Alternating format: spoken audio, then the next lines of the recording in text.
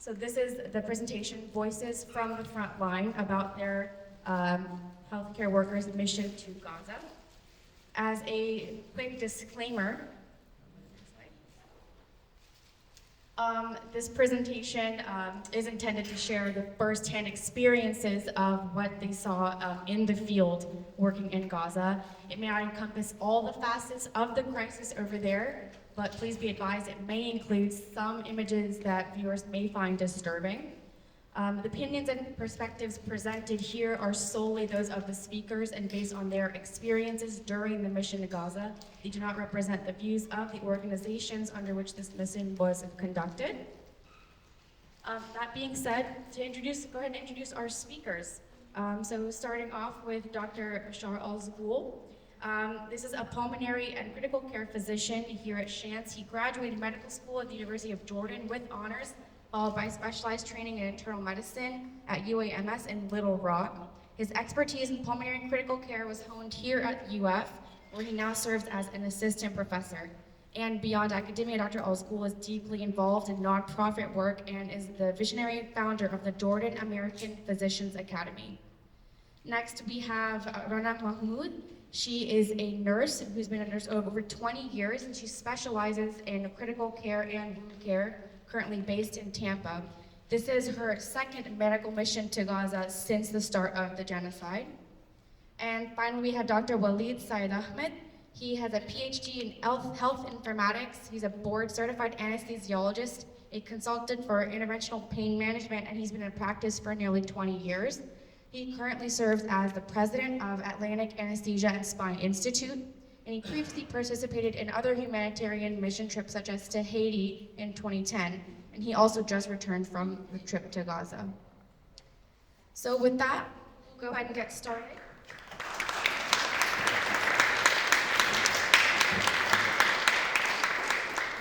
And first, we'd just like to hear, starting with Dr. Al-Zghul, just a little bit about how all this got started. Tell us about your motivations to go to Gaza and how you got there and what you saw when you arrived. Thank you, Rabah. So while we were putting these slides together, I ran into this kid's picture. This picture was taken by Rana, who's one of the nurses at Tampa. She drove from Tampa here to speak to the Gainesville community. And I would like to thank Dr. Syed Ahmed also, who drove from Fort Lauderdale with his family to address the Gainesville community. You know, I can speak on his behalf. It is these looks that motivates Dr. Syed Ahmed and Ms. Mahmoud to drive all of this distance to talk to people. This kid's eyes is telling a lot of words. You can see he's asking, he's blaming, he's ordering us to go and speak on his behalf, tell the world to act.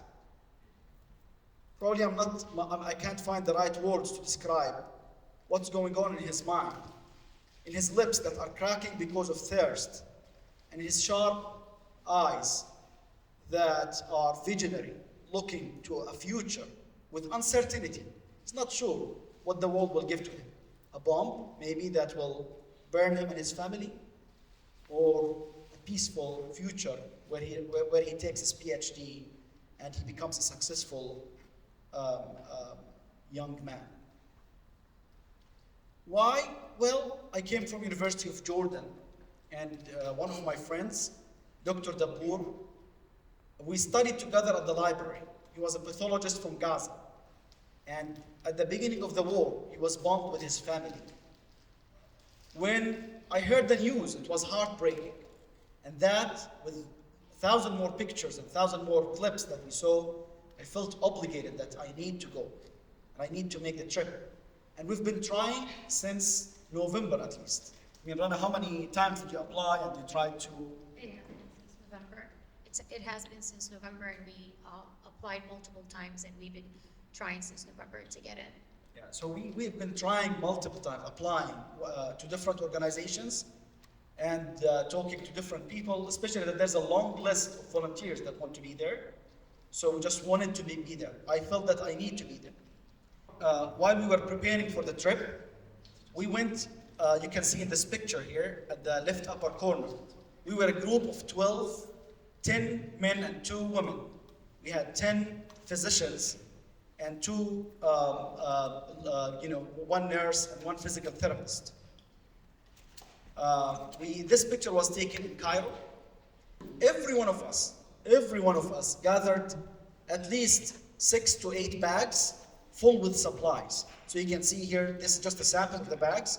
So we were like 12 people, but we carried 180 bags with us. 180 bags with the group. Some of them were personal, where I loaded them. For example, I had friends in Jordan, a drugstore in Jordan, or family members who loaded these bags with medications, with supplies, with ultrasound machines, with medical equipment. So we had either that or PAMA, the Palestinian American Medical Association, or Jordanian American Physicians Association. They prepared some bags for us to carry. So we carried around 180 bags. And while we were flying to Cairo, I was praying the whole time that I want the bags to pass through the airport. Because they do have a lot of medications, a lot of supplies. And one of our friends, actually, Dr. Sober, who was with us in this mission, they confiscated some of his bags that had very important equipment that we will touch base on when we talk about the ICU. They did confiscate some of his bags that had some important equipment that we all depended on. I will give the mic to Rana and Waleed to see if they want to comment about why you think you wanted to join this trip, and if you have any memories that you would like to share here.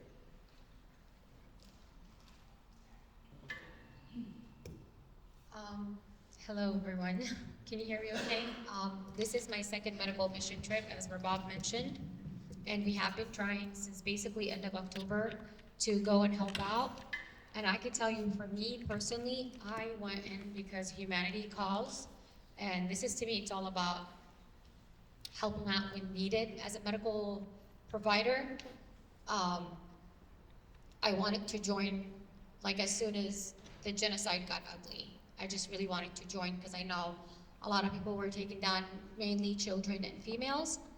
And I thought that I would be a great help and a great asset and great resourceful nurse, and this is why I wanted to join this mission. That first picture that Dr. Bashar was mentioning, the picture that I took of a little child, I just want to tell you that when I spoke to him, this child, I asked him for his name, and he was very hesitant to share his name. And I asked him, what does he want? Because a lot of children would come to me asking for money or candy, and I asked, what can I help you with? And I spoke Arabic to him, and he was very hesitant to speak with me. He was very scared, and I gave him a piece of candy, and he was not satisfied. But I gave him a hug, but he would not share his name with me. So I decided to take a picture of him, and he would not smile either, because he had nothing to smile about. This kid most likely was displaced, and probably has no mom or no dad, maybe no siblings. I don't know anything about him, but all I know is he had stories to tell. And I just felt the need to share that picture and that story. As far as our trip and our journey to Cairo, I was one of the medical healthcare providers that I took in 30 bags with me to Gaza. And most of those bags were medical supplies, medications. There was some scrubs and Crocs and shoes. I will show you pictures later on that most of these children don't have any shoes. They walk around barefooted. So because it was my second mission trip, I basically knew what was needed, what was the need, which is why I had more bags than others. But I chose that route, and I chose to pay for excess luggage, and I chose to have 30 bags because there was a need for that. And I know that every bag I took with me was brought into Gaza and was great asset and resource to them. Even the bags, the luggage themselves, like that was like a treasure there. To give a physician or a nurse a bag, like they fight for those. Yeah, like the luggage itself was actually requested by many people because that was their closet. Exactly. Because that roller bag was their closet because they had nowhere else to put their belongings. I'm going to stop here and I'm going to have Dr. Waleed elaborate a little bit more and we'll continue on. Thank you. Can you hear me? Thank you, everybody, for attending. In fact, the most important thing that I would like to say here today is I would like to thank everybody who came here today. It is a great honor to see this gathering because it means a lot to us. It actually do, and it actually does. In March, I received an email, and it was a very happy day for me because I was skeptical about my chances of going to Gaza and attending or participating in this glorious mission that I believe in. Watching TV and observing all the circumstances and all the tragedies was bone-breaking, heartbreaking. And just to sit down and sit back and just watch was just nothing but.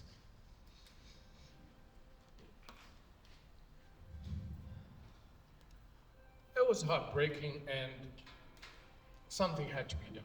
And for this very reason, I was blessed that my wife introduced me to a friend of hers who had a connection with PAMA, the Palestinian American Medical Association. I just sent an email with wishful thinking that I'm going to be maybe chosen to be amongst one of those. And sure enough, at the last moment, I was advised that. Better. Thank you. I was advised that I'm going to be the anesthesiologist, the only anesthesiologist in this mission. Going over there to Gaza was something that I always dreamt of since 2008, specifically after the quote-unquote operation Cast led. And I was just trying my best to go to Gaza, but logistics prevented me, as it did with other participants, from going there. Instead, I went to Haiti, and it was after the earthquake took place in 2010. I was just trying to help as much as I could. So it took almost 15 years before my dream came true, and I was able to go to Gaza to help out. Thank you. Thank you both. Thank you, Rana and Waleed. Again, so this is en route from Cairo to Gaza. You can see this massive wall that is being built there. It was established probably in the last few years. It goes all the way, you can see it in the left upper side. It goes all the way from Arish, which is like probably 10 kilometers away from the border, all the way to the sea, creating some sort of an isolation zone. In a matter of fact, so this wall, I mean, I couldn't but notice this wall. This is just a picture of a stray dog that we noticed on the en route. And you can see us over there, all excited. You know, especially after reaching this stage, every one of us in the left tower corner was excited in that bus because we have all of this luggage. I had probably, like two devices of ultrasound. Each one of them is like $12,000 worth device. I had a lot of equipment. Rana had 30 bags. He had 7, 8 bags. Every one of us had a lot of things, a lot of love, a lot of equipment that we wanted to share with our brothers and sisters in Gaza. Now, I want to show you this video. It's very important.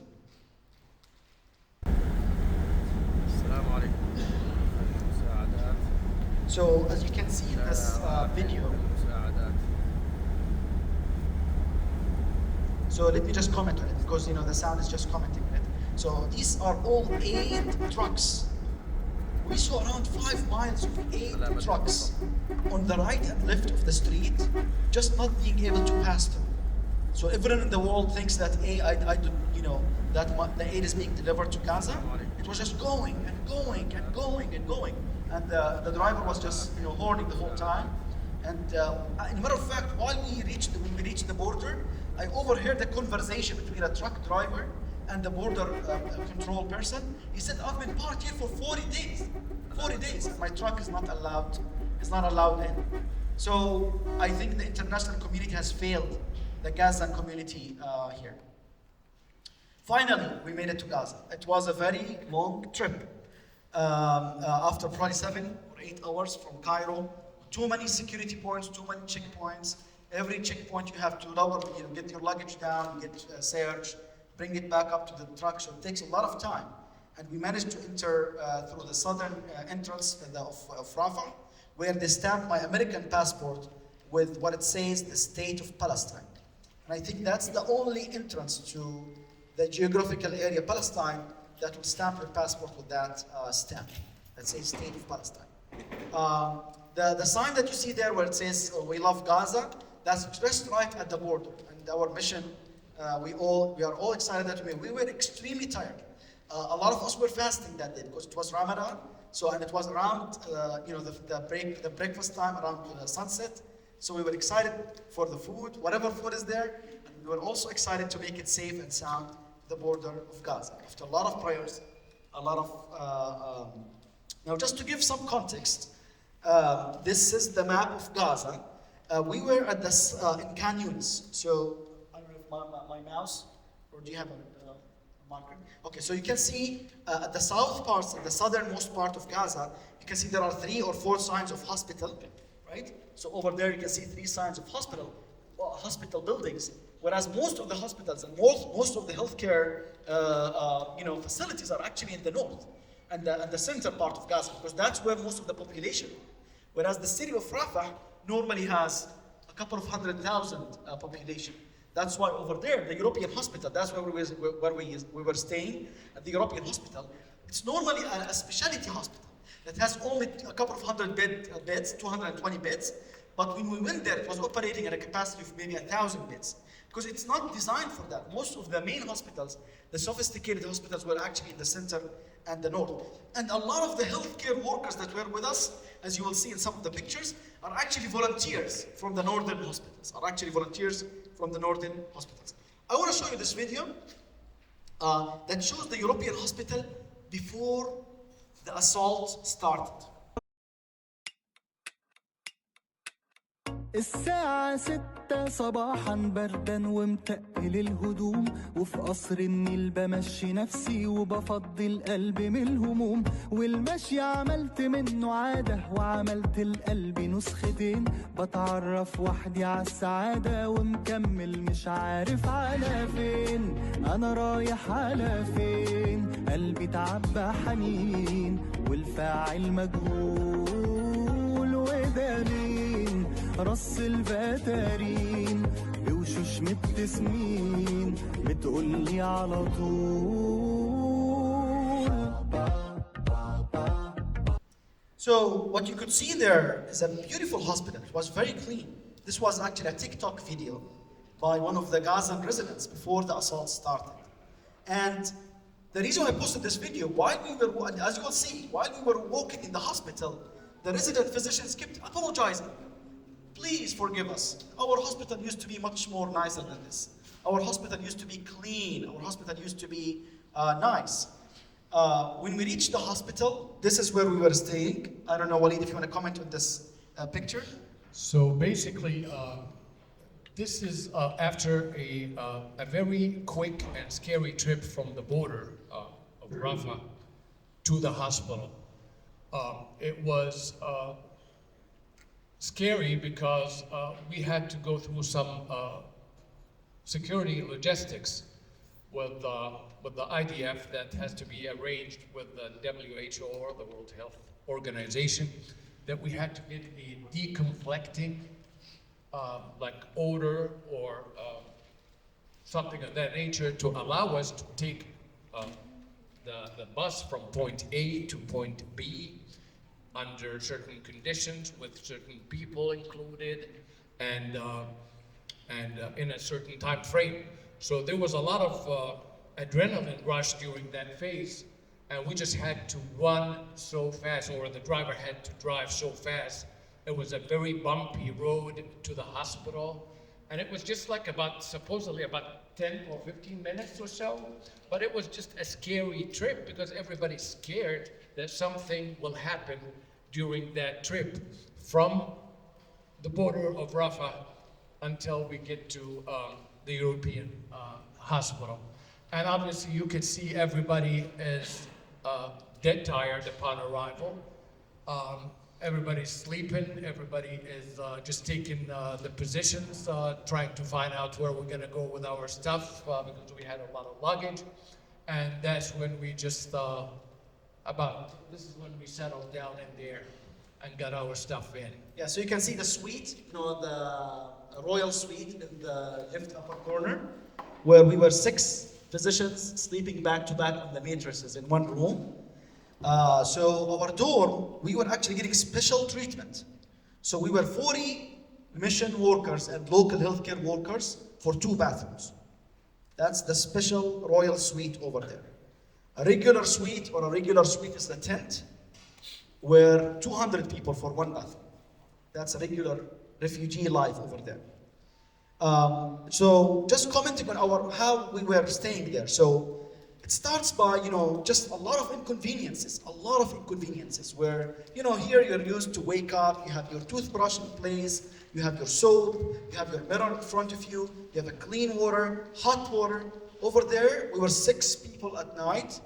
We had to deal with all the humming drones. So they keep them silent during the day, and then they decide to turn on the volume at night. Just keeps going like that.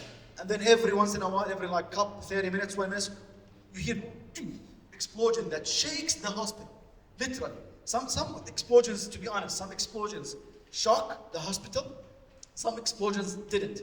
So it seems that they do use different kinds of bombs sometimes, and the Gazans know which kind of bombs. Sometimes it's from the sea, sometimes from tanks, sometimes from air, sometimes from the other side. So the Gazans do kind of know which kind of bombs, but we could tell which bombs are USA made. The ones that shock the hospital are definitely made in the USA. These are the ones that wake you up. One of our colleagues, his name is Mark Perlbutter. He's actually Jewish himself. He's an orthopedic surgeon from North Carolina. He kept calling the US Embassy and emailing them, hey, can you tell your guys to bomb away from us? There are 10 American citizens sleeping here, or 12 American citizens. Just can you tell them? They were literally bombing, like we are at University Avenue, they were probably bombing at 39th Avenue or so. We could feel it in our bones. And because we were in Ramadan, we were praying Taraweeh constantly, making dua and making prayers for our safety and for for this madness to stop. Now, I want you to remember the video that I showed you earlier, how clean the hospital was, and pay attention to this video. So we are inside the European hospital. As you can see, refugees are living inside the hospital. All the hallways are full with refugees. Refugees are sleeping inside the hospital, which is putting a lot of pressure on the system. The system is struggling. People are very smart here. They are very hardworking. You can see they are very patient, and they are handling stress as best as they could. But the system is struggling. You can see the refugees is living inside the hospital.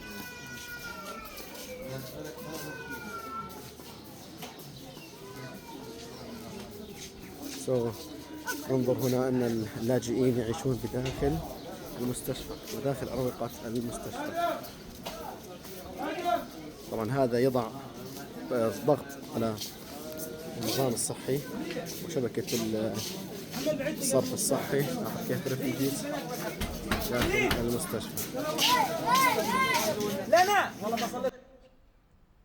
Do you want to comment on the video, Rana or Walid? I actually want to start by commenting by the 8 trucks that we saw on the border. This will justify my 30 bags that I took with me. The reason why I decided to take those 30 bags, because I know that that is a guaranteed aid that they're going to receive.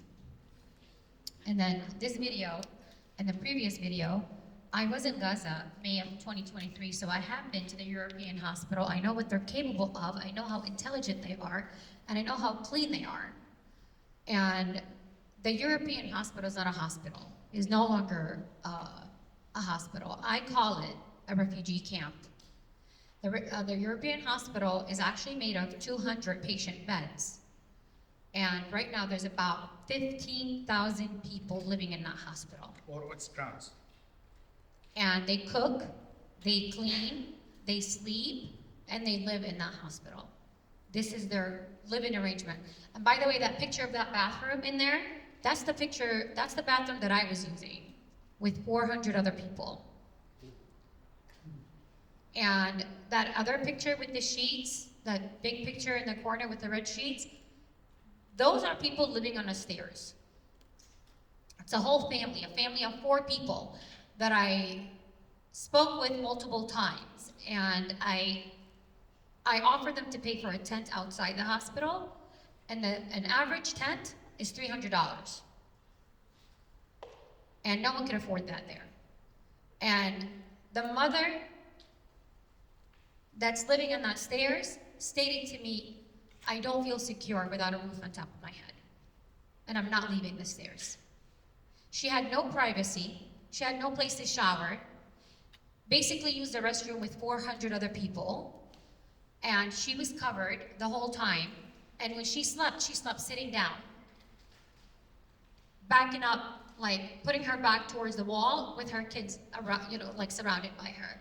But she felt more secure sleeping on that stairs than getting a tent outside the hospital.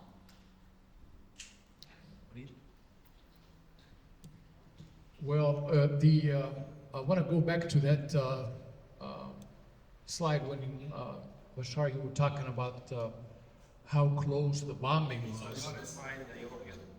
Yeah, and actually one of the things that happened over there while I was walking with another physician, and we got invited to have iftar. Iftar is just basically breaking the fasting in Ramadan after a long day of no food and water. So even though people don't have food, don't have water, they still invite you to eat at their place if they have a place. And that place will probably be either a tent or a little broken house of some kind close to the hospital, if that. So as we walk in outside the door of the hospital, I started hearing some shooting. And I got, I'm not used to that. So I asked the simple question, hey, are we gonna go back or what's going on? So he said, oh, that's so far from us, don't worry about it. And he was pretty confident that nothing will happen. So I said, how far is this? He said, that's probably a mile away, don't worry. And that's when I said, oh, you know what, I'm gonna pass.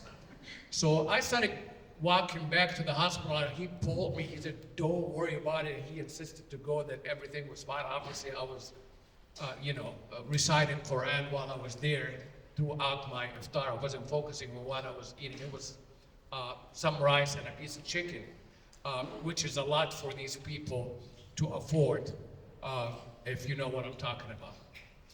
So, these blankets, behind each blanket is a story. As simple as that. A story of misery. You might find a doctor who sought refuge here from the north. You might find a nurse who was working at the Indonesian hospital that was invaded, completely destroyed. You might find a pharmacist who came from Nasser Hospital, which was burned to the ground. You might find a university professor or a medical student, or just a simple worker. Kids, children without mothers, without fathers, children without even parents. And every time when you pass by, you smell cooking, you smell, sweat, lots of sweat, and you hear voices sometimes. There was a blanket that I made sure to pass by every night around the Taraweeh. There was a woman that I never saw her. She was always reciting Quran with a very touching voice. She just recites, يا مريم قنوتي لربك واسجدي واركعي مع الراكعين. You just hear her. Now I just made sure to pass by and listen to her. She just recites and recites and recites. And I was like, I want to meet this woman. But, they are very humble and very modest, that they made sure to cover the whole time. Despite the fact, they were just living there under this misery, they made sure to stay covered. You can see here this, children. I saw a child that was actually tied to the tent because the parent, the family, the mother or the father were afraid that he might go astray with all of this madness around. So he was just tied like, they used to tie pits in the past. because the father has to go bring water. There's no clean water, no drinking water. We, the mission workers, when we wash our faces, we wash our face with salty water. Do you remember how it feels? The salty, we were washing our faces with salty water. And drinking water was a rare coin. So the father, it was part of the daily duties that the father or the mother or the brother or whoever is maybe the one responsible for the family as a 12-year-old would go to find water. So when they leave the kids, they had to tie that child. You can see that they cook next to a patient room. Because, every time a patient found a bed, that was also, and by the way, the refugees wanted to stay in the hospital because there was some electricity there. Every time it goes down, it was an opportunity for the kids to celebrate. So the kids would, whenever the electricity goes down, they'll just make all of these voices. There was probably 7,000 kids in that refugee camp. At least 7,000 kids. You can see these kids here. You want to comment on this picture? These children was actually at the border of Rafah as we departed from Gaza. I met with them and I actually spoke with them. And I had a little video when I interviewed with them. I asked them, we had the celebration of Eid. I asked them what would they like, and they said just shoes. I just want shoes. As you see in the picture, some of them are barefooted, some of them with ripped up shoes, and all they asked for was shoes. That's it. My friends, so a lot of these refugees, they lived under fire. They had to leave. Like one of the physicians told me, they invaded the hospital, and then you have that short period of time to leave safely, or you wait for the Red Cross, arrangements to happen. These are some other pictures from the surroundings of the hospital. What was around the hospital? So the one that you see in the over there is actually a school, a UN school that was also turned into a refugee camp. So every classroom probably held what, like 20, 30 people that were, yeah. Yeah, I mean, each room. Each room, about 20 to 30 people. Yeah, where because the classrooms, you will find some people sleeping in those rooms. The picture over there, with the little things that they had, 3 days into our mission, the residents were able to get us some chicken. And one of them said that this is my first chicken in 6 months. Because things, if they were available, they were very expensive. They were very expensive. So with the little things that they had, they had some trading, process where, if you got something that, for example, like a can of tuna, you sell it for $10, and in return, you get that $10, you go buy Pampers for your kids, for your infant, or you buy something. So they did have some trading that did remind me of the markets in the East. The picture that you see in the right lower corner there, this is a graveyard. And this graveyard it's called the Daqqa graveyard. The owner of this land, he donated this land for the refugees. And they told me that they started this graveyard just 2 months ago. And you can see that the tents are next to the graveyard with a kite in the sky. That's not apparent in the picture. So the living are waiting for their turn. And this graveyard filled in less than 2 months. It was completely full. Just from the death toll and all the patients and the martyrs that are killed on an ongoing basis. This is just a sample tent over here. And you can see the sewage water next to it. If you look carefully to the right side of the tent, you can see the sewage water. So I wanted to go back to this picture here. These kids were barefooted with a lot of sewage water on the streets. The hospital used to be super clean, but now you can see all of the sewage water everywhere. That was a big problem for us because there were flies that fly in the air. It lands on the sewage water. It carries whatever is there. It flies inside the hospital. It lands on a burn or an open wound, and then we are dealing with constant infection. So patients were dying from simple wounds because of lack of infection control, right? I wish she got 30 bags with her. I wish I got 30 bags of soap. There was no soap there. Every time you go to the bathroom and there is, this solid little dirty soap, a piece of soap. If you find that in the bathroom, that's like a victory for you. I wish I grabbed a lot of soap with me. I didn't know them before going there. So we'll just, Rabab, So I guess we'll just move to the next chapter, just talk a little bit about children and their suffering. I'll give the microphone to Rana.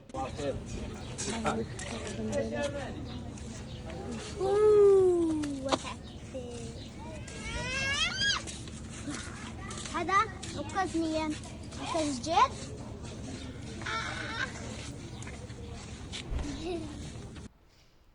So what are we looking at here, Rana? You're looking at a child with a double amputation below the elbow. He lost both of his arms. And that's primarily most of the children there. If they haven't lost a parent, they lost their limbs. And if they haven't lost a parent or the limbs, they lost their homes, which is primarily everyone. And then they're orphans, of course. And then they're looking at prolonged healing duration process. And any injury, we require good nutrition to basically heal that injury. But they're malnourished and they're poor hygiene. So the chances of healing that injury is very rare. I'm also involved with transferring children out of Gaza, children under 18 years old. That requires additional medical treatment. I transfer them out of Gaza to Egypt, and then from Egypt, a country adopts them. One of the countries that sign up for them and adopt them. And even that requires even them coming to the US. Children is a very soft topic for me. As parents, a lot of you here, I see as parents, you require your child to go to school every day. There's no school for them. All the schools, all the education systems have been destroyed. So the children are just out in the street playing in sewage water and doing nothing basically. And they have no sort of education or discipline actions at this time because most of them are orphans or severely injured. Yeah.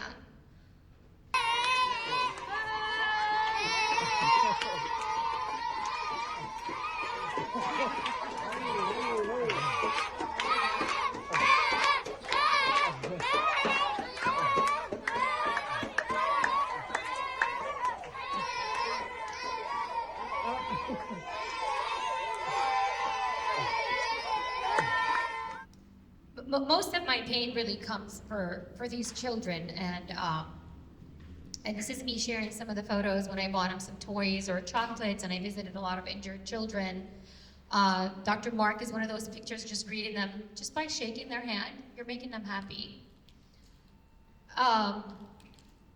We all suffer from pain in increments. Our pain comes in like increments. It doesn't all come at once. I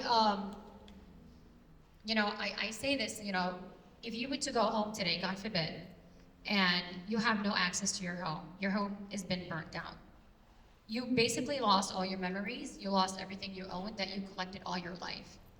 Most of these children, they have no home. They have no memories. They have no education. They have no parents. They have no toys to play with. They have no food. They have very limited access to water or electricity or even technology, which most of our children live on. And I call out not just to the medical providers, I call out to the parents that are in this room and just maybe spread the awareness that these children's life matters. It really does matter. And they're just not a number. Yeah, every time they see a mission worker, they would just follow us and say hello, hello. Even I speak Arabic, so they still say hello. I speak Arabic, man, come on. So they just want you to give them a piece of chocolate or a piece of candy or $1, whatever you can do to make their day, simple high five, to make their day different than the ongoing misery that they live in. As Bashar and Rana are explaining their experience, a lot of things come across and come to my mind. And I specifically remember a very unique situation on the day of my arrival to the hospital. I was surrounded by a bunch of kids, and as Rana was just saying, they all say hello, hello, until they realize that you speak Arabic, and that's when they start chilling. And one of the kids was probably not more than 8 years of age. He was 8 years old. But those kids like speak like experienced men, experienced people. They have an amazing knowledge of factual things that even older people can't perceive. This kid came to me and he said, I want to tell you something, but I'm worried that you're going to be upset with me. And I said, no, don't worry about it. Come tell me what's going on. And he came and he whispered in my ear. He whispered. He said, why did you leave us alone? 8 years old. Why did you leave us alone? I looked at him and I stared. And I was lost. I mean, I didn't know what to say and how to answer that question. And the only thing I was finally able to say or pronounce was, I'm sorry, kiddo. We'll try to do our best. And I just walked, because I didn't want him to see me in a bad shape. That was very eye-opening for me. Yeah, the interesting thing, you know, the kids, whenever we have these ground-shaking bombs that I mentioned that shook the heart of Walid, these kids were super desensitized. They would rain on us. They would shake the walls of the hospital, and you would see just the kids running around and playing as if nothing just happened. They are very desensitized to trauma.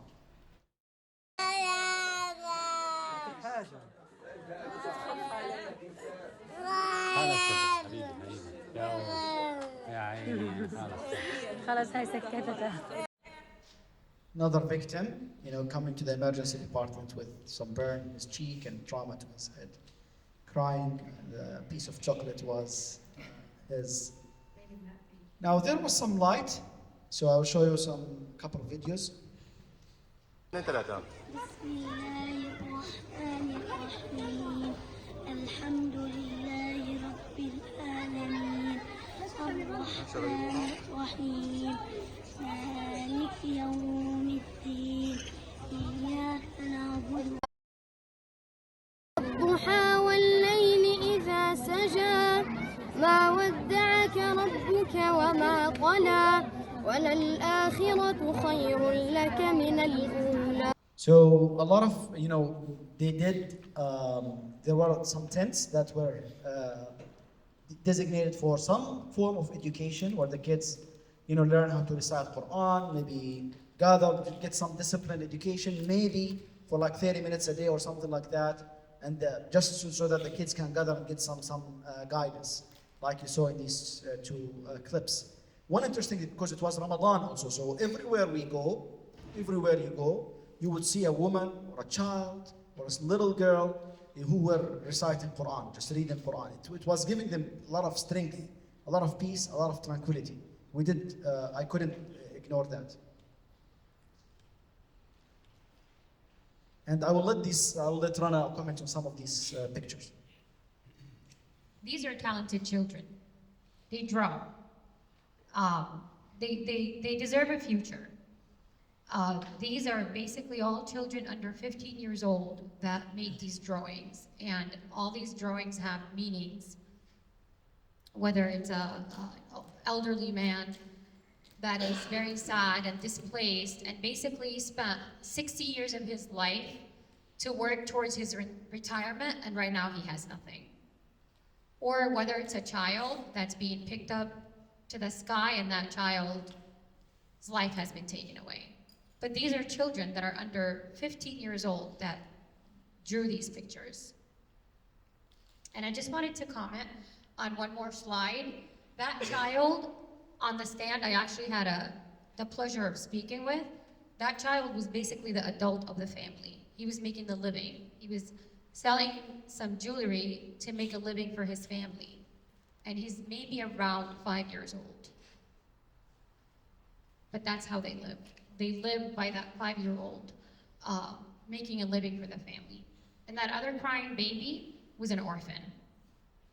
He had no parents, and aunt was taking care of him, and that little girl is his sister. And that's just 2 stories that we've heard of thousands others. I have to say that the experience that we have encountered, I considered myself, throughout my life, that I was a very strong man.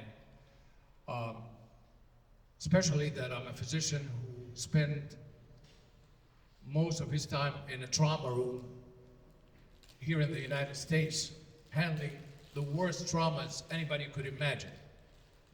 Going over there was a completely different ballgame. It was just completely different. And when I see those videos right now as we sit here, I've seen these videos before, but they just touch something again and again in my heart.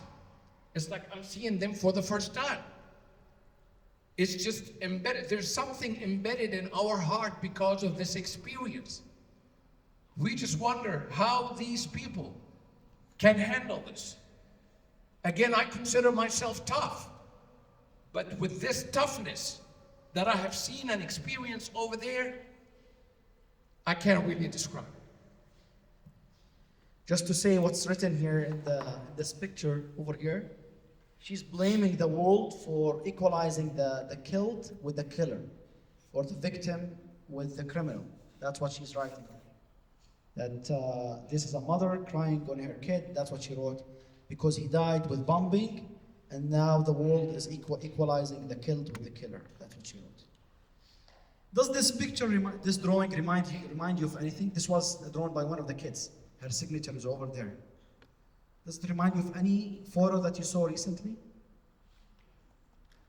So it was actually the World Press Photo of the Year. And I mean, it just shook my brain to see this, because I'm 100% sure that this child didn't see the World Press Photo of the Year. The World Press Photo of the Year actually came after we came back from the US. So it just tells you that the same horrors that this mother saw her child, and she was hugging his, or her, I don't know, maybe she was a baby girl.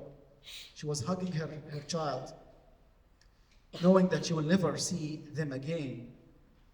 So that same horror, that kid who drew this picture, she probably saw the same thing with her brother or her relative or her friend. She was able to draw the same picture without even seeing the original photo, because all the photos there are original. Now, just to allow some time for discussion, because we'll have to stop at 4:30, it's 3:30, we'll just go a little bit over our war, what exactly we were doing in the European hospital. You can see here Rana, who was leading the wound care team. Do you want to comment on that, Rana? Yeah, basically a day, just comment a little bit, just going back. I did an 18-hour work day. I spent mornings in the wound care. I trained a few nurses there. The nurses, they're very smart, they're very knowledgeable, but basically 80% of the hospital were wounded patients. So I wanted to create a wound care team that I gave them some extra resources as well. So I created a wound care team, and I went around with them in the morning. And then in the afternoon, we'll take some of those complicated wounds, we'll take them back to the OR to do a wound debridement. And then in the evening, basically I was placed in the emergency room because every night we had a mass casualty. Every single night we were there, we had a mass casualty. Whether two people made it to the ER or whether 18 people made it to the ER, but we had a mass casualty every single evening. And then to conclude my nights, I was basically working on transfers throughout the night, all the way to maybe 4 or 5 o'clock in the morning. But again, medical care or wound care requires a lot of, it requires high protein and really good nutrition.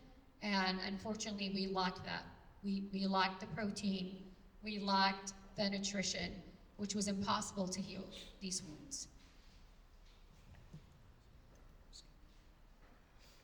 ICU. So I'm an adult critical care physician. Usually here at the medical ICU, we have 7-year-old patient, 8-year-old, 60-year-old, 20, 25-year-old. And I was expecting to see the same. I was expecting to go to the ICU over there, just be dealing with middle-aged women who are victims of war. That was my expectation. Out of 30 beds, so it was a 32-bed ICU. They turned multiple units in the hospital into ICUs. So out of these 30 beds that were dedicated to ICU, at any single point, 15 or 16 of them were actually children. I never imagined myself intubating a 3-year-old, just a little bit younger than my son. We were intubating these kids. The one that you see over here, his name is Khalid Shper. His name was written on his chest. They write their name with the green follow master so that they don't get lost. Let me tell you what happened. All of his family was wiped out. All of his family were wiped out. His father, his siblings, everyone. So when he came to us, a very distant relative came to us and said, please try to, push for him and keep him alive. Fortunately, he ended up dying because of sepsis, like everyone else. He had a deep cut wound to his cheek. He had a traumatic brain injury. A shrapnel was in his brain, and he ended up dying with sepsis. The two kids in the middle had burns. One of them had 40-degree burns. The second one had 20-degree burns. And as I said, the story of the fly that lands on the sewage water, they were flying around and landing on these burns, causing all sorts of misery to these kids. Everyone in these pictures died. Everyone in this picture was murdered. They don't use the term died. They say, when you come in the morning and ask what happened to Khalid, they say, oh, he's a shaheed. He's a shaheed. He's tashahid. They never use the word die, expired. We say here, we say patient expired. Over there, they say he's martyred. The patient, he's martyred. He just went to heaven, basically. So these kids were really, breaking our hearts to deal with that. Again, the problem is, these, like the patients that we saw in the ICU, number one, traumatic injuries. You say explosive injury, explosive injury, explosive injury. And then the second kind of trauma, there was some sort of a crazy drone that's called the quadcopter. It does have some sort of artificial intelligence recognition that flies around the neighborhoods, and it targets people randomly. So we get these victims, a victim of quadcopter. Sometimes it shoots them in the spine, sometimes in the head, sometimes in the limbs, sometimes in the abdomen. So you get all of these, trauma. Sometimes we get very weird traumas, like the one in the right, and I think Dr. Said Ahmed will talk about it in just a second. We had a lot of kids with diabetic ketoacidosis, which is a complication of diabetes, because they were living in tents with no electricity, so there was technically no insulin, or the insulin that they had was expired. So a lot of DKA. And because of the equipment that was confiscated in the airport, we were operating in the ICU with no ABGs. So we were not able to tell the blood gas of these patients. So we were managing their DKA based on clinical judgment, based on their smell or based on what we see over there. I'll give the microphone to Walid to talk about the guy in the right. So as you look at the injuries, the type of injuries that we encountered over there, basically, most of those injuries are obviously blast injuries, explosives. But I want to just specifically emphasize about 2 points here. The first one is the timing of the shooting or the bombing. It always has been the case in the 2 weeks that we spent over there that during a certain time of the day, which is the time of iftar, and again, this is the time when everybody is gathering on one table. Well, I guess there are no tables though, sitting on the floor or putting a little rag in there and just sharing whatever they could eat. This is the time when most of the people are gathered in a small area. And this was one of the times that we would get bombed.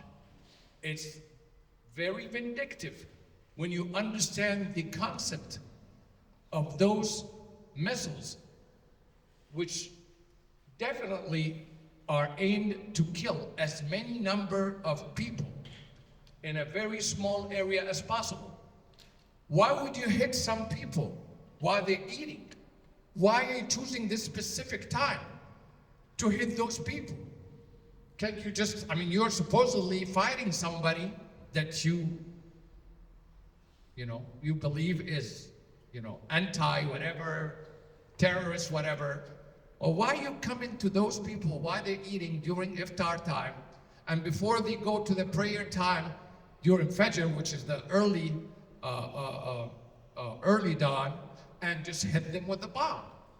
That kind of tells you something about the intention of those bombs. Now, as far as this injury on the very right of the slide right here, you see those holes in this patient. If you get shot with some, machine gun or whatever it is, you're gonna have some injuries that are visible. But when you get this kind of specific injury where from head to toe you have holes, that kind of raise the question of the use of certain types of weapons called cluster bombs. Now, those cluster bombs are forbidden by the international law.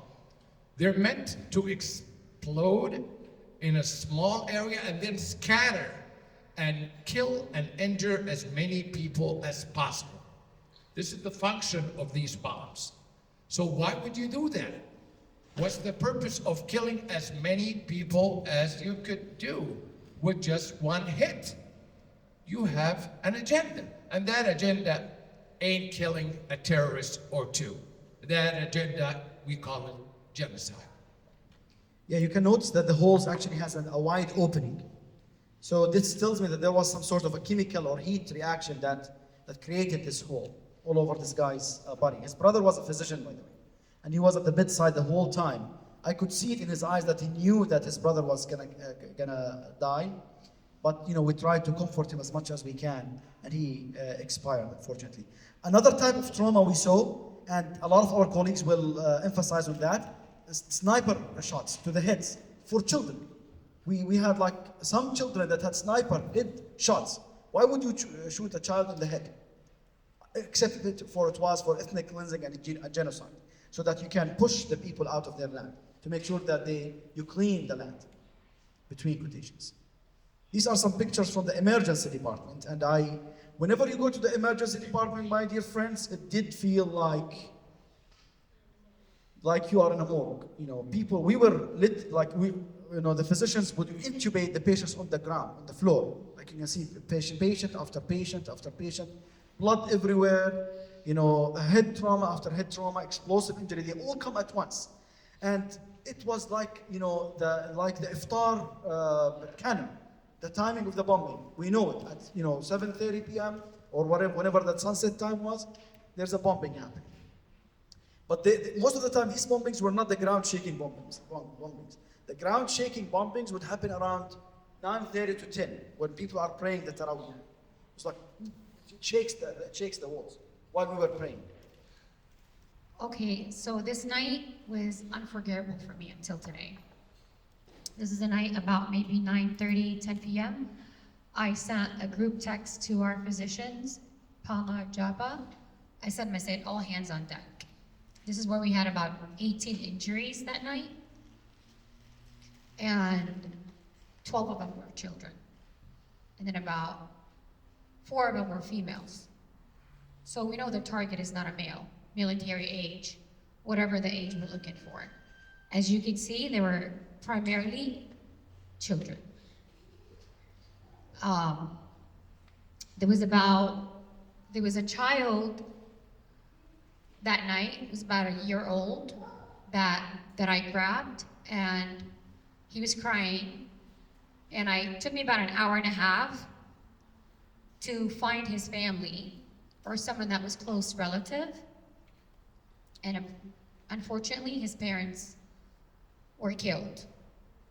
And that 1-year-old that I was holding for an hour and a half in one arm, and then the other arm I was trying to help out with the other injuries, had no clothing, no Pampers, no formula, and I put so much effort into just to find some clothing or formula or just Pampers for that child. And then towards the end, about an hour and a half later, I find out no parents either. That night, 3 hours later, from what I witnessed, and I'm a trauma nurse, critical care nurse, but I've been doing that for over 20 years, I wanted a corner. I just wanted some peace and quiet for like 30 seconds because I just wanted to cry my eyes out. I couldn't possibly find a place to cry. I said this before. I lost my dad 7 years ago, and I'm still grieving over him. We get our pain in increments. Those people get their pain all at once. They lost their homes, they lost their loved ones, they lost their children, they lost their parents all at once. And they're not even grieving at this point. They're just dealing with it. I think pictures right here are worth a million words, but the targets are children.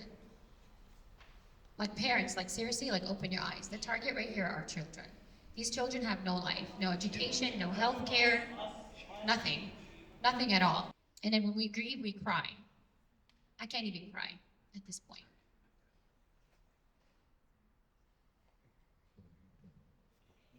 Walid, do you want to comment on this?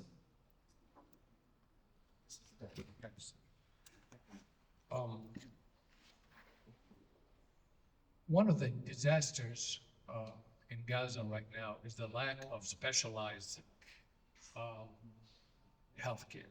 Specialized meaning that you can't find anybody who would operate on your nose or heart or kidneys. You have basically general practitioners. So specialized care does not exist anymore. We were fortunate that in our convoy we had a cardiac surgeon, and we were able, with the grace of God, to perform an open heart surgery for the first time. And I would like to ask you to look at the left bottom part of this slide where it says the first open surgery since the war started on Gaza.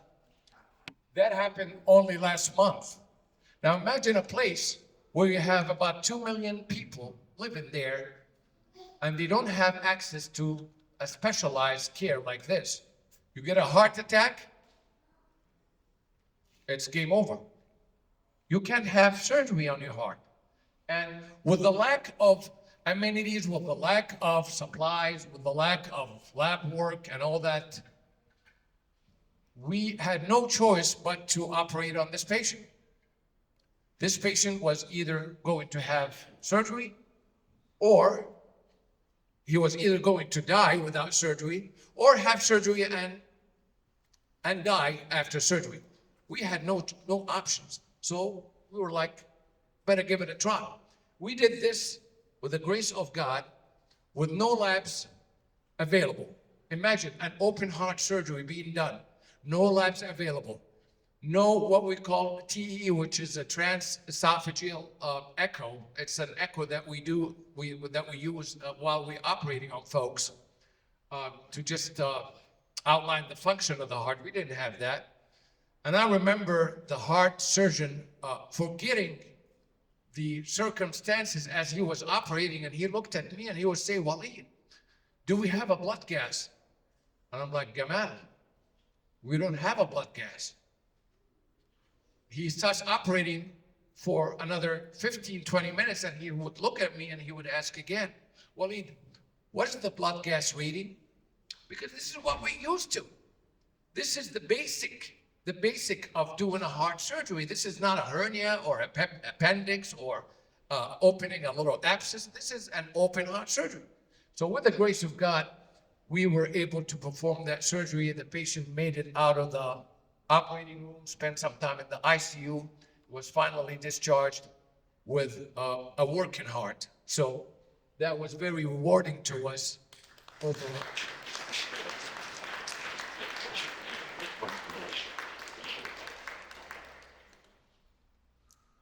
Yeah, so we just wanted to share some pictures of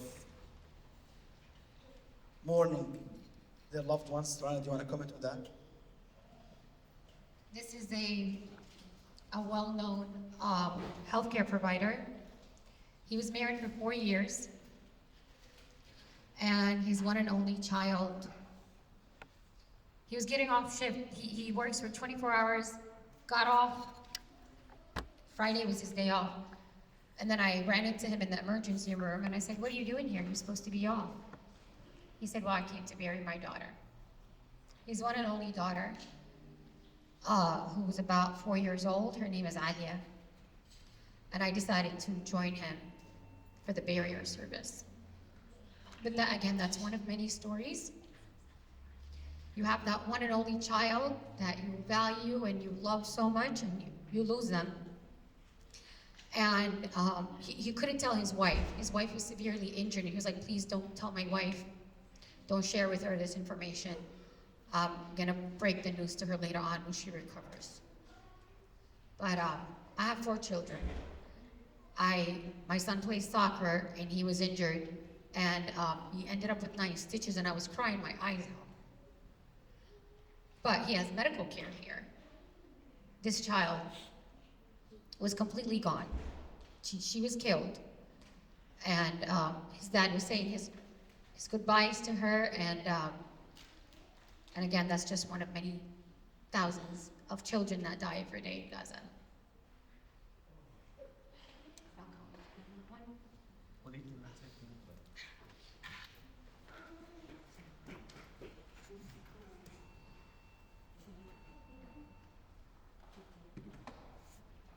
Picture on the left is for somebody who came to the emergency room. I believe Rana still remembers his name. His name was Husam. He came after he was, I can't describe what this is called. He was attacked, he was bombed, I really can't describe what this means. He was brutally attacked by the IDF. Brutally. And those weapons that you see here, this thing in his chest, this will kill a village. Maybe I'm a little exaggerating, but this will kill a lot of people. This was shot on one person. This person arrived to the emergency room miraculously, and he was still breathing. He had agonal breathing, and for those in the medical field, they understand what the word agonal means. It means that he was dying, but he was still breathing. Obviously, you can see he has a little mask on his face with oxygen. In few minutes, obviously, he was pronounced dead, or he was, as we always call, he was martyred. It just shows the atrocity that we're dealing with here, that it's on a different level of humanity altogether. We're not talking about a warfare, just a warfare, but we're talking about something beyond that. We're talking about real atrocity, real vindication, and hatred. Yeah, so I just wanted to shed some light on the real heroes who are hidden in those hospitals, in the European hospital. So you see a picture of a lot of the Gazan healthcare workers here. A lot of these healthcare workers, so the picture that you see over here is actually the most prestigious hospital in Gaza. It's called the Shifa Hospital. It was a 700-bed hospital that had interventional radiology, every single specialized service. It was completely burned to the ground. They claimed that there were terror, between quotations, fighters in this hospital. They never found any fighters. They never found any machine guns or anything. So a lot of these healthcare workers that we saw here, so here in the medical ICU, over there in that picture, that's me with a group of residents. The first one that you see here was actually working at the Shifa Hospital. When they invaded, they were like under siege for several days, for like 7 days or so. And some of the healthcare workers were able to leave with the Red Cross, coordination. They had to pass through a scanner. That scanner had some sort of artificial intelligence that looks, scanned their face, and it kind of searched their whatever social media or whatever it searches. It does have its own algorithms, and if it clicks on the person, that, for example, you could be on a WhatsApp group with someone who's, on their list, then you are taken by default. Any healthcare worker that was working on October 7 was taken. And when I'm saying taken, I heard independent stories. So the stories that were told to me were not told by one person. Were told by a group of nurses from the Indonesian hospital, a physician from the Indonesian hospital, a couple of male nurses from the Indonesian hospital. Every one of them was working in different parts of the hospital. Every one of them were telling the same story, how the hospital was invaded. There was shelling and bombing. how the upper floors of the hospital, there was mass killing, mass destruction of healthcare workers. And then after that, they were under siege for a few days. And any healthcare worker was taken captive. A couple of them were actually released after 24 days. They told us stories of torture, how they were tortured during the interrogation. I'm actually disgusted to say the story. Disgusted to say what happened to them. How their hands were tied, the whole time. Every time they shake, they get beaten. How they were naked. How they would feed them every other day with a minimal. How would they let them poo in their place. How they would blind their eyes. They are not able to know the time. They are not able to pray their 5 prayers. And so the story keeps going. And then once they are done with them, with the interrogation, they just drop them at the border. So that they go and they actually crawl, walk, whatever energy is left with them.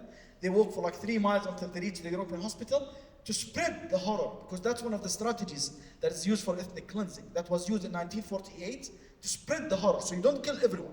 You kill half the people. So that the other half is terrorized. And they are forced to leave, to try whatever they can to leave. So this first person, his name is Zahir, was from the Shifa hospital. The guy in the corner over there, you probably don't see him, his name is Muhannad. His brother was murdered in 2018 by a bombing. His sister-in-law had 2 kids from that husband. She married the other brother who was killed in this war. And she has 2 other children from him. So now she has 4 orphans from 2 different fathers, the same wife. Another doctor there was a refugee from the Indonesian hospital. So I'm showing these pictures, a nurse here from a Nasser hospital. She was a refugee from Nasser hospital. Every single one of them tells you the same story. And when they leave, they just leave with their scrubs. No toothpaste, no toothbrush, no luggage. Just leave with your life. Then whatever you can scramble from missions or from people around, you do that. I'm saying that because all of these have been working on voluntary basis, so they don't get paid. So every time you give someone $50 or something, that was like a lifeline, So I just wanted to show some of these pictures. Do you want to comment on that quickly?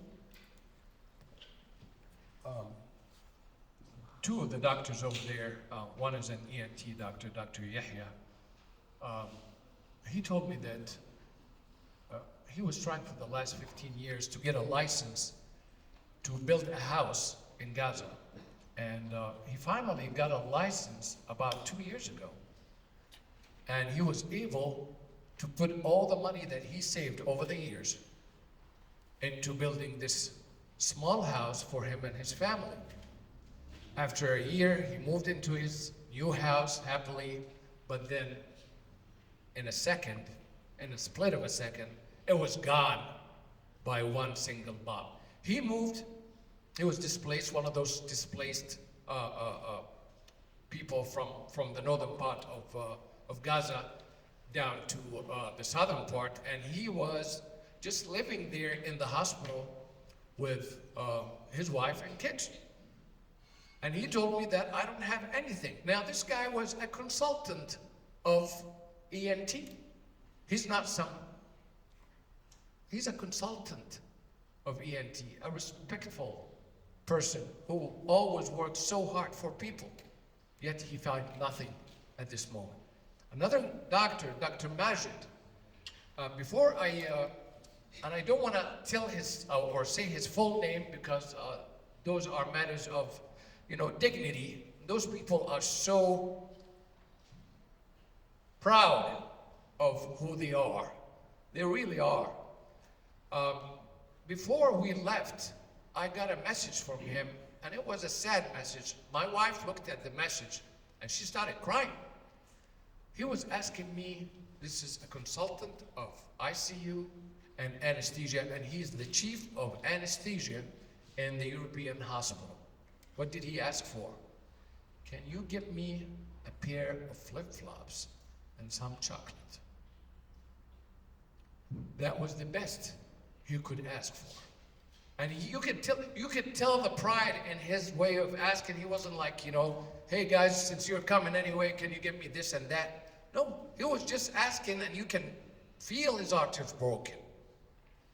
Those are just few examples of how the resilience of those people is. Yeah, so another 2 pictures of another doctors that were displaced from the north. So maybe Dr. Sayyid Ahmed can tell us. So another story, the doctor on the left side right here, or the person I should say, because since you don't know him yet, he was actually the chief of orthopedic surgery department in Al Shifa Hospital. He was penalized for treating somebody that supposedly he wasn't supposed to treat. Now, as physicians, we don't selectively treat people.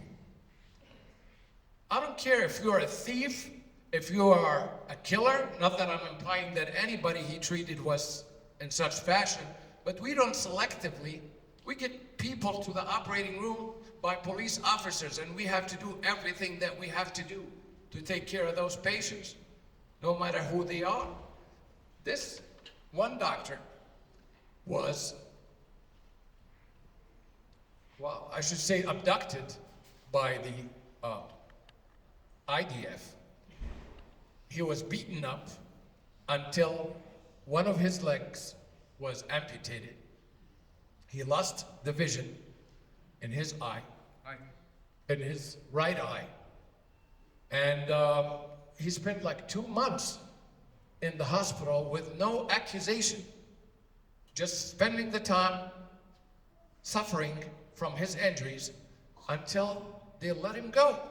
But they let him go outside and he wasn't able to walk. So he crawled for 2 miles to reach for somebody who can help him out. This is a doctor, the chief of the Department of Orthopedic Surgery in Al Shifa Hospital. Does that tell you something? And the other gentleman was also a physician. I forgot which hospital in the north, but he was held captive. So anyone who's held captive is exposed, based on the stories that we heard from independent persons on multiple occasions. They are exposed to a lot of horrors that, I can't even imagine the horror movies. And some of them are left with, you can see the picture. So as we are talking right now, I just want to point out, that's you probably don't see the picture clearly, but that's the drone that the people in Gaza call the Zannana. I was able to capture it with my phone. It's the it continues to bomb as we are talking right now. The one in this corner is actually an F-35. So the F-35 was flying low because there's no air defense whatsoever. I mean, if you are fighting whatever fighters, why would you need an F-35 with super expensive US dollar made bombs to bomb these places? There was no air defense. So the F-35, I was able to catch it with my phone. It was flying at very low level, and they break the barrier of the sound to terrorize people. But I can tell you something, that Gazans were very desensitized. They were not shaken by these bombs. And the one over there is actually a military ship. I was able to go to the sea once, and there was like one after the other for complete siege of the sea. And as we are talking right now, there's an ongoing bombing, because I keep texting the physicians over there, and they tell me that unfortunately they're still having a lot of horrors. This is just a sample of the bombing while we were staying there.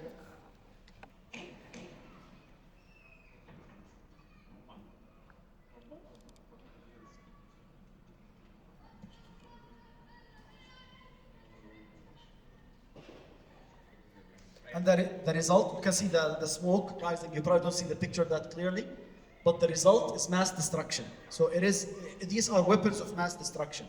We were able to tour the city, in an ambulance, and we saw a mosque after mosque after mosque, a tower after tower after tower, houses completely, while we were sleeping at the hospital, we would hear what the Gazans call fire belt. So the fire belt is 15 bombs in a row. They just they fire them down in a row to destroy a complete neighborhood. I was able to witness that with my eyes, and we have tons of pictures to demonstrate that. You can see this destruction, so how this tower was completely destroyed, how this car was targeted, how that building, the picture is much clearer here on the laptop. I will stop on the picture on the right side. So what is written here, during our tour in the Rafah city normally has 200,000 people. While we were there, it had 1.5 million of displaced people. So you can imagine the amount of pressure on the infrastructure. But you know what's written over there on that tower? It says, Omar and Osama are buried here. And we saw a lot of these buildings where there's just rubble and there is no equipment, no fuel to excavate people. So they just write their names there so that they are at least remembered and they know that someone was murdered here. The picture by here, do you know what it says? By USA weapon. You can see that the whole tower is leveled by our tax dollars. Rabab? So just want to thank you so far for the presentation you've given. We really appreciate the work you've done in sharing this with us. We're going to open up to questions in about 20 minutes here or so, but I think we'd all like to just kind of hear about your experience, wrapping it up, and where we go from here. What do you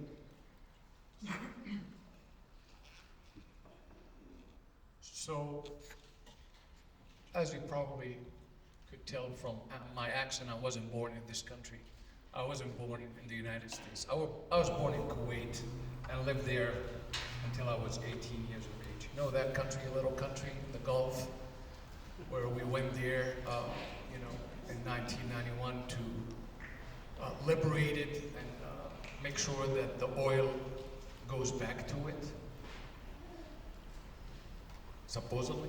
So I was born over there until I was 18 years of age and then I went to Egypt to finish my college.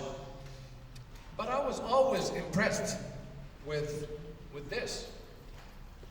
I was always impressed with the Western civilization, the Western power, the Western democracy, the Western principles, and I was always into this strong desire to experience the basic principles of any democratic nation, like the freedom of speech, human rights, the fact that all men are created equal.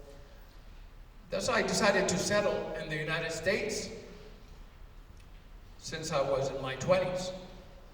And since I came here, I was also and always searching for those rights, as I sadly discovered with time that those rights provided by the Constitution were sadly conditional. Human rights were regrettably like a glamorous book cover with contents that had countless factual errors, racially biased and politically polarized views. I discovered for the first time the so-called hypocrisy of democracy. This was really disappointing to me, and I thought about leaving to pursue my career in one of the Gulf countries. I had few relatives who worked over there, and I said, well, better give it a try over there. This is not working for you. I had an uncle in Germany, so maybe I could have tried going over there, work with him. I wanted to go there because I refused to live under ruling where you can't express what you want, what you feel, where you can't tell people out loud what you really feel, because you're gonna get penalized.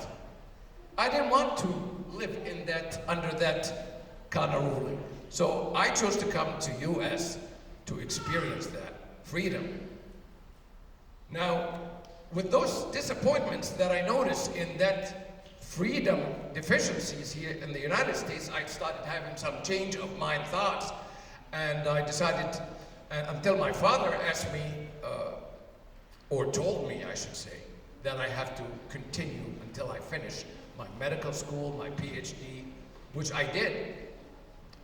And from day one, I was always critical of myself, adopting the basic principles my parents taught me as I was growing up. Principles about integrity, honesty, courage, and sacrifice. My father, who's about to turn 86 years old, kept advocating to me and my siblings until today that no matter what the odds are, do what is right and keep your conscience alive. I adopted the belief that fear should never dictate our actions. We should stand up for what's right. We should be guided by intellectual honesty and a willingness to confront stubborn facts even when they challenge our moral beliefs, and that there is nothing to fear but fear itself. I learned that here for the first time.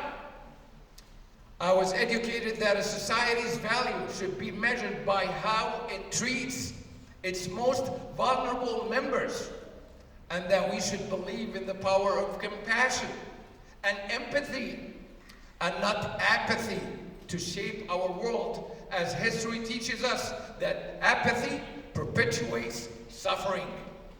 I feel the obligation to verbally express moral obligations, to confront and present and past atrocities, or any past atrocities, and prevent future ones from happening. I realize that we should be committed to exposing double standards and hypocrisy, listening to the marginalized. We have a duty to listen to the marginalized, and driving change through the power of the people, and that integrity should never be compromised for personal gain. While our work should be driven by a desire for justice, not recognition, we should challenge narratives that perpetuate hatred and division, and we should all persist in the struggle for justice with compassionate resilience as time goes.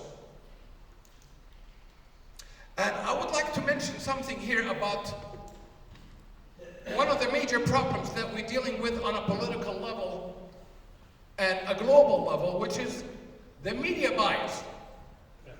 We have a serious issue that skews the perception of how people think.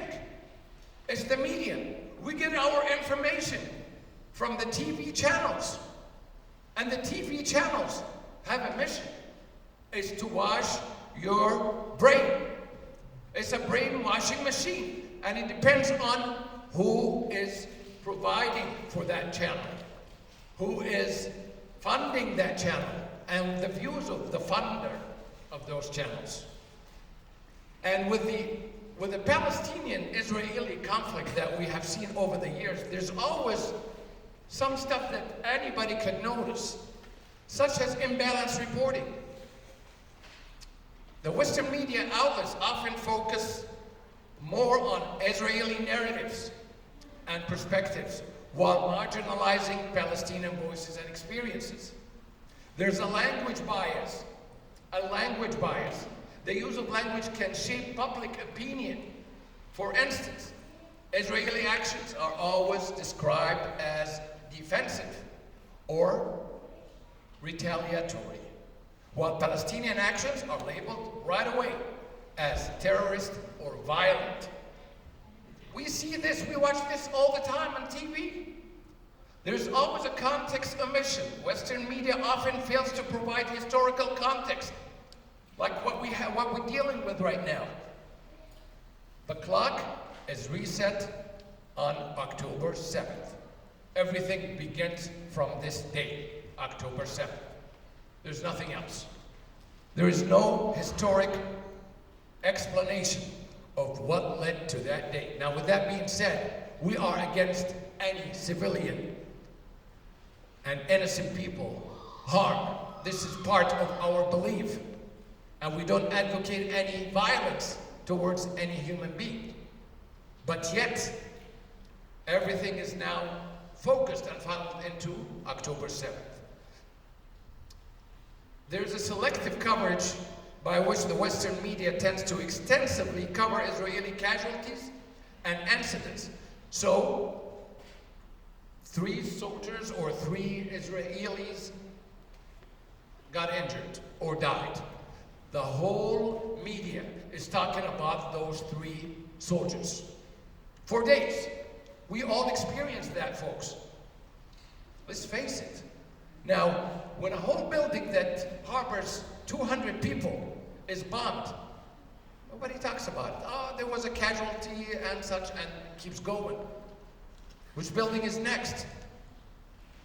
There is a normalization of the occupation by the Western media, where the Israeli occupation, we always use the terms like disputed territories instead of occupied territories.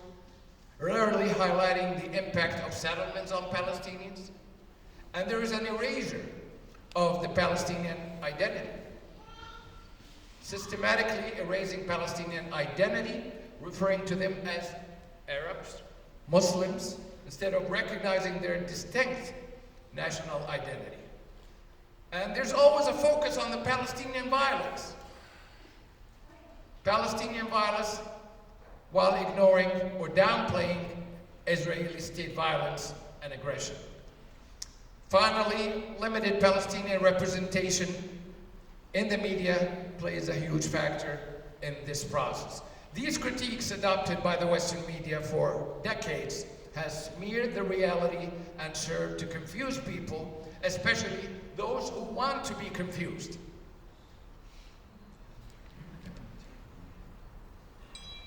So I mean, you can see the healthcare system in the West when there was COVID-19 pandemic. It was under a lot of stress, and this is how the healthcare system demise looks, you know, under COVID-19 pandemic. Whereas this is how it looks under this unjust assault, where it doesn't discriminate between children, women, men, just mass killing, ethnic cleansing, and genocide. You can see this child in the middle, or young man in the middle, who probably has a wound, and there's a high likelihood that he will die because of sepsis. Although it's a very simple wound, just because of lack of resources. And all of these truck aids, 8 trucks that we saw at the border, they could save this man's life. You can see this child who was excavated, his body was excavated from one of the hospitals in the north, and now we are seeing more and more mass graveyards where these healthcare workers are found under rubble, underground, at the Shifa hospital, Nasser hospital, and the Indonesian hospital. It keeps going. But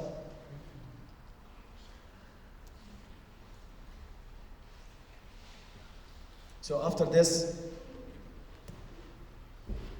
So let me just go through this quickly here. And I understand this is a big subject that has been going and drilling for the last few months now, almost 200 more days. We always have to agree that loss of innocent children, women, elderly, or any civilian life is something terrible, that we are strongly against it, regardless of the ethnicity, religion, or backgrounds of the innocent victims. With that being said, I humbly believe that we should never be dragged to reset the clock to October 7th, 2023, but rather we should also remember the October 2023 marks 75 years since the massacre of Deir Yassin, the massacre of Abu Shusha, the massacre of Al-Dawaima, 70 years from the massacre of Kibya, 67 years from the massacre of Kafr Qasim, 67 years from the massacre of Khan Yunis, 41 years from the massacre of Sabra and Shatila, 33 years from the massacre of Al-Aqsa, and the list is long. We should not stop on this day and change the history. We should look at the history of what happened in the history. We should find those factual evidences. And the truth is right there, waiting for somebody to look at it. This is basically how it goes. I mean, unfortunately, the media, the Western media coverage is I mean, bias is just, it can't describe. I mean, I'm pretty sure, you know, these stories are not covered at CNN or Fox News. So I'm going to conclude my part here, and I thank you all for everything that you have done today by just showing up here. And I want to say that as we witness the devastating impact of conflict and humanitarian crisis in Gaza, it's crucial that we come together to make a difference. We can start by donating to reputable organizations, providing vital aid, volunteering our time and skills to support those in need. Let us all say no to barbarism in all its forms. Let's all remember that every small action counts, and collective efforts can bring about significant positive change. Let's unite to promote compassion, empathy, and kindness. And finally, let's work towards creating a more just and equitable world for all. Let's do it.